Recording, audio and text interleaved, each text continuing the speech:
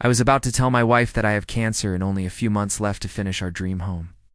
But before I could speak, she confessed that the foundation of that home was built on a bed of lies. It all started 3 days ago, in a cold, sterile examination room. I could hear the low hum of the fluorescent lights overhead and feel the heavy silence that fell after the doctor finished speaking. The air in the room became thick, heavy, like trying to breathe underwater. His words, stage 4 pancreatic cancer, inoperable. A few months, they didn't feel like a diagnosis. It felt like a death sentence, read aloud in a calm, dispassionate voice. My world didn't shatter in a loud explosion. It simply slowed down. The sound in my ears turned to static, like someone was slowly turning down the volume on my life. The doctor was still saying something, probably about pain management, about palliative care, but I couldn't hear him anymore. All I could focus on was my own reflection on the polished surface of the mahogany desk. A 35-year-old man who, just an hour ago, had a future and now only had an expiration date. The drive home was a blur. Everything outside my car window seemed unreal. People laughing, kids playing. They were living in a different reality, one I no longer belonged to. It's insane, isn't it? How does the world just keep spinning when yours has just ground to a halt? I parked in front of our apartment building, but I couldn't bring myself to go inside. Not yet. Instead, I opened my laptop, my heart hammering against my ribs. The screen flickered to life, displaying my masterpiece, my legacy, the fully rendered 3D model of the sand dune house. It wasn't just a house, it was a promise. A promise of mornings watching the sunrise over the ocean through floor-to-ceiling glass windows. A promise of evenings on the cedarwood deck where we were supposed to grow old together. Every line, every material, every angle of that home was designed by my own 2 hands. Not for a client, but for Chloe, the love of my life. I had spent the last 2 years pouring my soul into making that dream a reality, working myself to the bone. Every late night, every skipped weekend, it was all for her. To see the look on her face when I handed her the keys, the house was almost finished. Just a few more months. Ironically, that was about as much time as I had left. My phone buzzed, pulling me from my thoughts. A text from my little sister Sarah. "How's the masterpiece coming along, big bro? Can't wait to see it. Love you." A ghost of a smile touched my lips. Sarah. She was always my biggest supporter. I looked at her text, then glanced at the photo of Chloe on my desktop background. Her smile was as bright as the sun. I had to tell her I couldn't face this alone.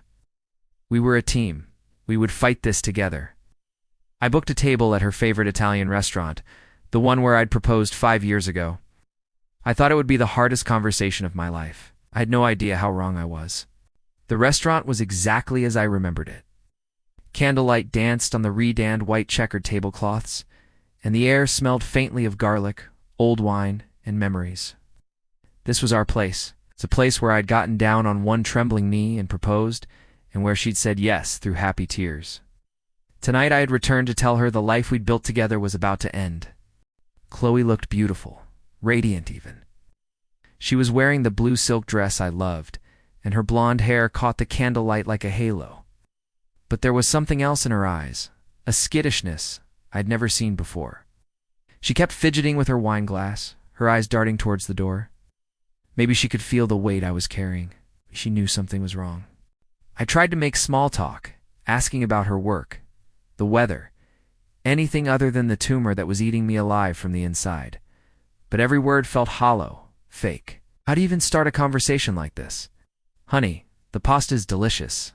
And by the way, I'm dying." The voice in my head was drenched in sarcasm. The meal passed in a tense silence. Every tick of the clock on the wall was like a hammer blow to my chest. I knew I couldn't put it off any longer. It was time. I took a deep, shuddering breath. "Chloe, I don't." Her voice cut through mine, sharp as a shard of glass. I looked up and saw that her face had crumpled, her eyes welling with tears. They spilled over, tracing glittering paths down her cheeks in the candlelight. "Please don't," she whispered, her voice cracking. "I already know." My heart hammered to a stop. Cold dread washed over me.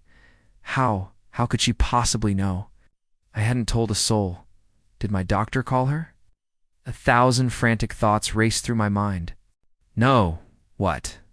I managed to ask, my own voice barely audible. Chloe closed her eyes, another tear escaping. I know you've sensed something is wrong. Liam, I've been seeing someone else. An explosion. That's the only way to describe what happened inside my head in that moment. The restaurant's gentle hum, the soft music, the chatter from other tables, it all vanished. There was just a high-pitched ringing in my ears. The wine in my mouth turned to ash. The cancer, the fear of death, all of it was suddenly shoved aside by a different kind of pain, something sharper, more vicious, a betrayal. It took me a moment to find my voice. When I did, it was a hoarse, unfamiliar croak. Who? She wouldn't look at me. Her gaze was fixed on her own trembling fingers, clasped together on the table. It's my new boss. Mark. Mark. The name hit me like a physical blow. Mark, the guy with the teeth that were too white to be real, and a handshake that felt more like a power play than a greeting. I'd met him once at Chloe's company party. He'd been talking to me while his eyes kept flicking over to my wife. I'd dismissed him as a sleazeball back then, but I hadn't realized. I hadn't seen the snake coiled right in front of me. And now that snake hadn't just bitten me. It had injected its venom straight into my heart. I must have gone somewhere else for a minute. My mind just left. I was floating above the table, watching a scene from a terrible movie. I saw a man who looked like me, his face pale and slack with shock. I saw a woman who looked like my wife, her beautiful face twisted into a mask of selfish sorrow. She was talking, and though I was somewhere far away, I could still hear every single poisonous word. She told me it wasn't planned. Of course not. It never is. She said it started with late nights at the office, with Mark staying behind to help her with a project. They would talk, she said, about everything. He was a great listener. He made her feel seen. He just gets me, Liam, she said, as if that explained everything, as if that justified lighting a match to our entire life. With you, you were always so busy, always at the construction site, always buried in those blueprints. I was so lonely. Lonely. The word echoed in the silent, screaming cavern of my mind. I wanted to laugh. I wanted to flip the table over and scream until my lungs bled. Lonely? I was busy building our future, the one she told me she wanted more than anything. I was pouring my blood, sweat, and what I now knew was my dwindling life force into a monument for us. The late nights weren't for me. The skipped weekends weren't for me. They were for her. For the dream she sold me, the dream I was literally dying to make real. But I said nothing. I just sat there, frozen, as she continued to paint her affair as some kind of tragic, beautiful love story.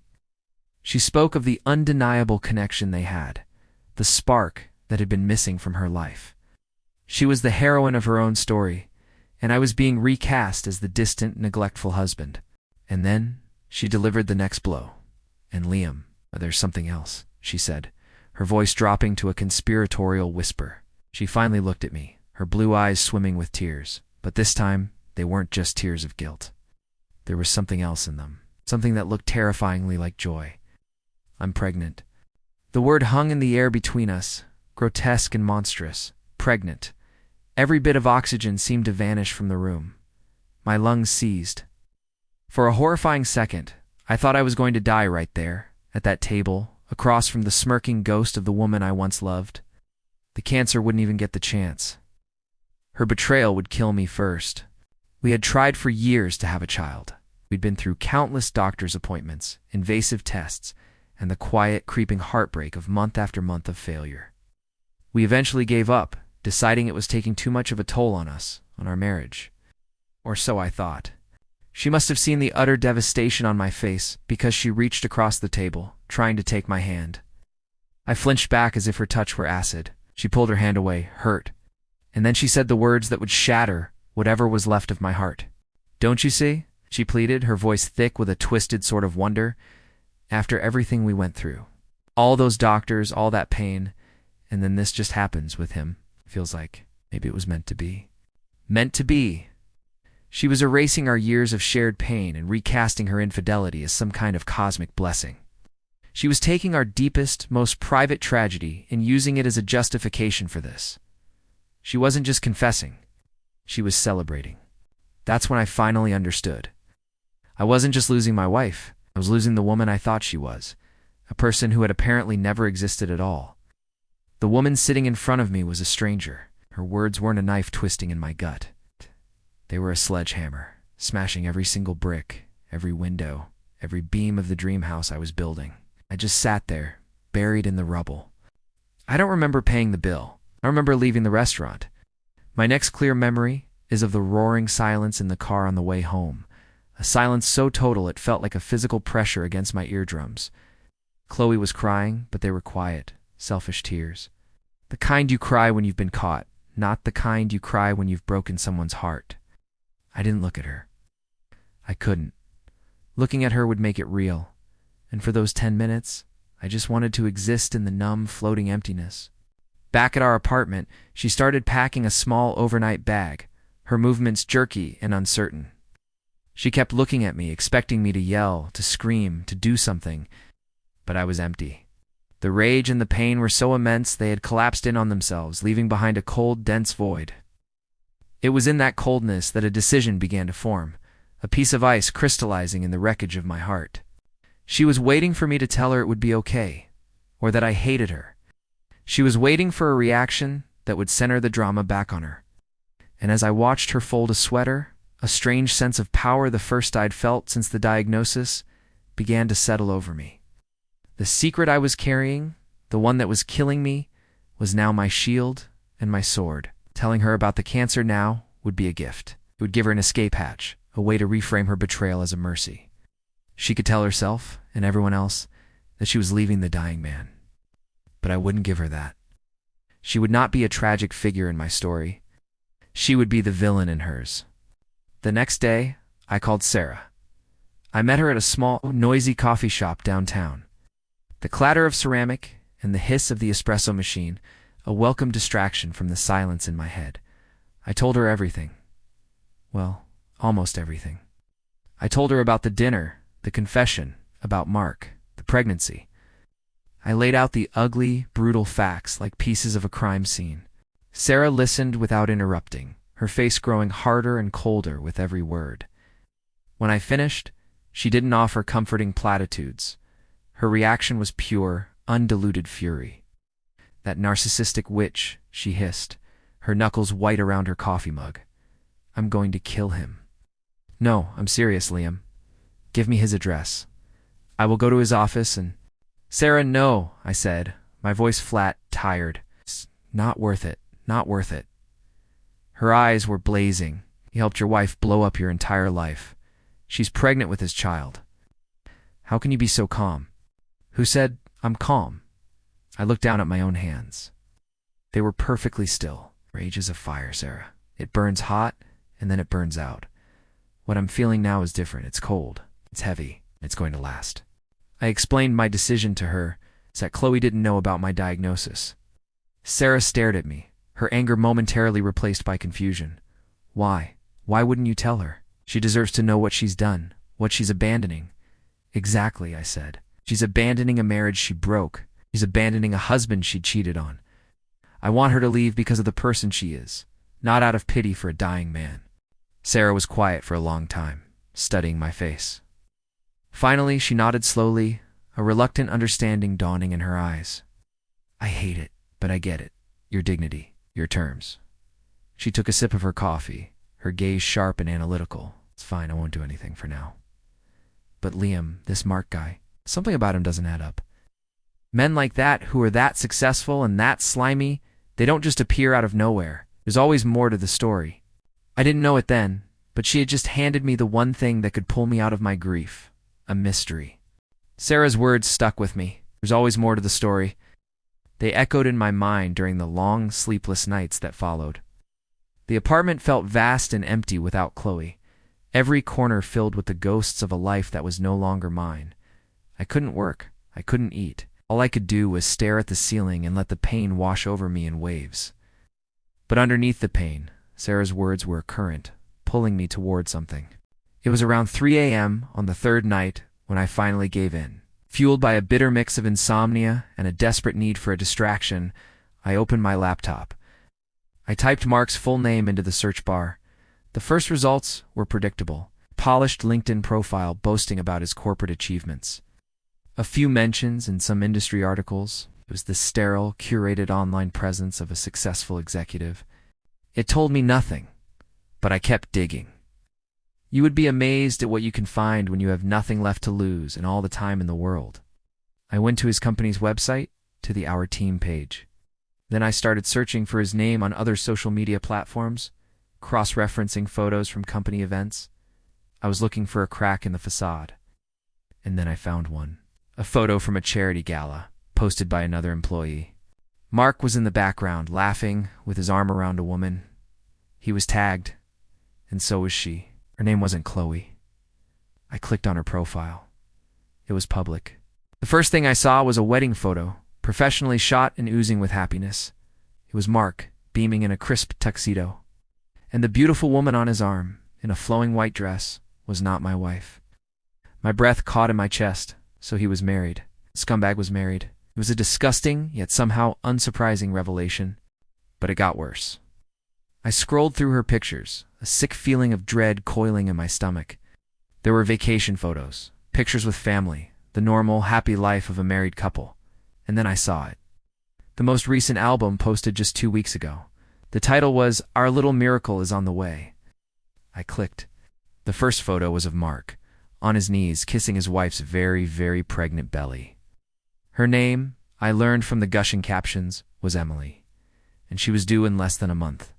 I just stared at the screen, the cheerful photos burning into my retinas.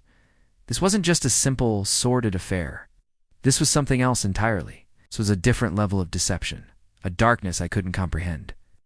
My wife was pregnant with the child of a man who was about to have a baby with his own wife. Who was this man? What kind of monster was he? And the question that pounded in my head like a drum. What in the world was I supposed to do now? For 2 days, I did nothing. I just sat with the information, letting it sink into my bones. The photos of Mark and his smiling pregnant wife, Emily, were burned onto the back of my eyelids. Every time I closed my eyes, I saw them, a happy family, a complete lie. My first instinct was to burn it all down. To send the photos to my wife, to the national news, to scream his deception from the rooftops. Part of me hesitated. What right did I have to detonate a bomb in this woman Emily's life? She was an innocent, a victim, just like me. But then I thought about what she was facing. She was about to bring a child into the world with a man who was a ghost, a professional liar. She was building her own house on a foundation of lies, and she didn't even know it. She deserved the truth, even if the truth was a wrecking ball. I found her email through a mutual connection on her social media. My hands were shaking as I wrote the message. I kept it short, vague, and professional. I introduced myself as a business associate of her husband S, and said I had come across some sensitive information that I felt she had a right to know. I suggested we meet in a public place. I didn't expect a reply. She responded in less than an hour. Tomorrow, 2 p.m., the cafe by the duck pond in Westwood Park. The park was bright and sunny, filled with the sounds of children laughing and dogs barking. The sheer normalcy of it all felt like a cruel joke. I chose a small, isolated table outside and waited, my heart pounding a frantic rhythm against my ribs. She arrived exactly on time. She was more beautiful in person, but also deeply tired. You could see the exhaustion in her eyes, the physical weight of the final month of pregnancy. She moved slowly, carefully, a woman trying to protect the precious life she was carrying. And I was about to tell her that the man she had created that life with was a monster. "Mr. Jensen," she said, her voice polite but wary. "You said you had something to tell me." I didn't know how to start, so I just laid the facts on the table. I told her my name was Liam, that my wife Chloe worked for her husband, and that for the last several months they had been having an affair. I then told her that my wife was also pregnant, and I braced myself for the explosion, for the tears, the screaming, the denial. But it never came. Emily just sat there, her hands resting on her swollen belly, and listened. When I finished, she didn't cry. She just let out a long, slow sigh, a sound of profound, bottomless weariness. It was the sound of a soldier who had just been told the war they thought was over was, in fact, still raging. "So," she said, her voice barely a whisper, "he found another one." I stared at her, confused. "Another one? You knew?" A sad, bitter smile touched her lips. "I didn't know the specifics, the name, the pregnancy, but I knew there was someone. There's always someone. Mark. Mark is not the man people think he is." And then she told me everything. It was a story far darker than simple infidelity. She spoke of Mark's failed businesses, of the mountain of debt he'd hidden from her and her family. She told me about his pattern, how he was a predator who sought out women he perceived as having financial stability or access to assets. He was a chameleon, becoming whatever the woman needed him to be: a sensitive artist, a powerful executive, a passionate soulmate. "I stay for the baby," she said, looking down at her bump with a mixture of love and sorrow. "And because my family would be disappointed, but I have no illusions. Our marriage is a business arrangement at this point." She paused, then looked me straight in the eye, her gaze filled with a pity that made my skin crawl. "Let me guess. Your wife has some money? Or you do? He must have heard about some asset, something he could get his hands on." And then it hit me. The late nights I spent working, the articles published about my designs, the rising value of my new firm, the house, the sand dune house. Emily saw the realization dawn on my face. "My husband, Liam, doesn't fall in love. He hunts for opportunities. Your wife wasn't his soulmate. She was his next angel investor." I sat back, the park bench suddenly feeling unsteady beneath me. The entire story had been turned on its head. My wife, the woman who had callously shattered my world, was also a victim. A pawn in a much bigger, dirtier game. My pure, white-hot rage was suddenly contaminated. It was now mixed with a strange, unwelcome feeling. Pity, and I didn't know which was worse. Being the victim of a betrayal or the victim of a fool. I walked home from the park in a daze. The world felt tilted on its axis. Pity, it was a useless, messy emotion. Chloe had still made her choice. She had still lied, cheated, and celebrated her betrayal as a miracle. The fact that she was a fool didn't change any of that. It just made the whole tragedy feel cheaper. When I got back to my apartment, I acted. There was no more hesitation. I opened my email, attached the screenshots of the news articles about Mark's previous business bankruptcies, the public records of his tax liens Emily had told me how to find. I wrote a single sentence in the body of the email. "I think this belongs to you." I sent it to Chloe. The phone call came exactly 7 minutes later. It wasn't the angry, screaming call I had gotten in my old life. In the version of this story where Mark was just a simple affair partner, this was different. Chloe was hysterical, her voice choked with panic and disbelief. "He's gone, Liam." I showed him the emails and he laughed at me, called me a naive little fool, and then he just left. He packed a bag and left. He said it was over. What am I going to do? I listened to her panicked sobs and I felt absolutely nothing.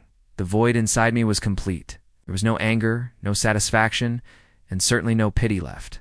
There was just silence. "That's the home you chose, Chloe," I said, my voice as calm and flat as a frozen lake. "Now you get to live in it." I hung up before she could reply. Then I opened my contacts, found her name, and pressed block. A small, simple action that felt like closing a 1,000-pound vault door. The next week, I started chemotherapy. It was as brutal as they said it would be. The world shrank to the four walls of the infusion room, the clinical smell of antiseptic, and the constant sickening drip of the four. But I wasn't alone. Sarah was there for every single session. She held my hand when the nausea became unbearable. She read to me when I was too weak to focus, and she never once let me feel like I was a victim. She was the anchor in my storm, the quiet, unshakable proof that true loyalty still existed. During one of those long afternoons, as I watched the poison drip into my veins, I made another decision. The sand dune house, the monument to a lie. It was still out there, nearly finished, a beautiful shell haunted by ugly ghosts. I could let it rot. I could sell it and take the money. But neither of those felt right. The next day, I called a real estate broker. I told her to list the property with one condition. 100% of the proceeds from the sale were to be used to establish a charitable foundation in my name. dedicated to providing financial support to the families of terminal cancer patients. I was letting go of the dream, but I wasn't destroying it. I was transforming it. My legacy would be a house of glass and cedar, built for a woman who did unlove me. It would be a foundation of hope, built for strangers I would never meet. It was the best design I had ever come up with. 2 months passed. The seasons began to change, and so did I. The chemo was relentless, carving away at my body, leaving me thinner, paler, a ghost of the man I used to be. But with each pound of flesh I lost, it felt like I was also shedding a pound of bitterness. The rage was gone, replaced by a quiet, fragile acceptance. My world was small now, but it was peaceful. It consisted of my apartment, the hospital, and long, quiet walks with Sarah. It was enough. Then, one rainy Tuesday afternoon, there was a knock on the door. I knew who it was before I even opened it. Chloe stood on my doorstep, a dripping umbrella in her hand. She looked diminished. The radiant confidence was gone, replaced by a desperate, hollowed-out look. Her miracle life had clearly not gone as planned. She told me she had heard about my diagnosis through a mutual friend. The news had predictably devastated her. She launched into a long, rambling apology, the words tumbling over each other in a torrent of guilt. It was all about how she felt, how terrible this was for her, how she couldn't sleep at night knowing what she'd done. Then came the plea I knew was coming. "I am so sorry, Liam," she said, tears streaming down her face again. "Let me make it right, please. Let me take care of you in the time you have left. I owe you that." She was trying to write herself back into my story, to cast herself as the redeemed, grieving partner. She wanted to ease her conscience, not my suffering. But before I could summon the energy to respond, the kitchen door swung open. Sarah stepped out, wiping her hands on a dish towel. She placed herself between me and Chloe, a small, unmovable wall of loyalty. Her voice, when she spoke, was not loud, but it was as cold and sharp as steel. "You don't get to do that," Sarah said quietly. "You don't get to come here and wash away your guilt in his final days. His care, his peace, you forfeited the right to be a part of that a long time ago. All you can possibly do for him now is leave, and never come back." Chloe stared at Sarah, then her eyes darted to me, searching for a lifeline. I offered her none. Didn't feel hatred anymore. I didn't feel anything at all when I looked at her. She was just a person I used to know. I gave Sarah a slight, almost imperceptible, not a silent thank you. Then I turned around and walked back toward the living room, toward the window overlooking the rain-slicked city. I didn't need to hear the door close. I knew my sister would handle it. The final scene of my life was not the one I had designed, but it was perhaps the one I needed. A few weeks later, Sarah drove me to the coast, not far from where the house had been sold. We sat on a quiet beach, wrapped in blankets against the autumn chill, and watched the sun dip below the horizon. Painting the sky in strokes of orange and purple, the air was clean and tasted of salt. For the first time in a long time I could breathe. "It's beautiful," Sarah whispered. I leaned my head on her shoulder, feeling the peaceful weight of it all settle over me. "I never got to finish that house," I said, my voice hoarse, "but I think I finally found a home."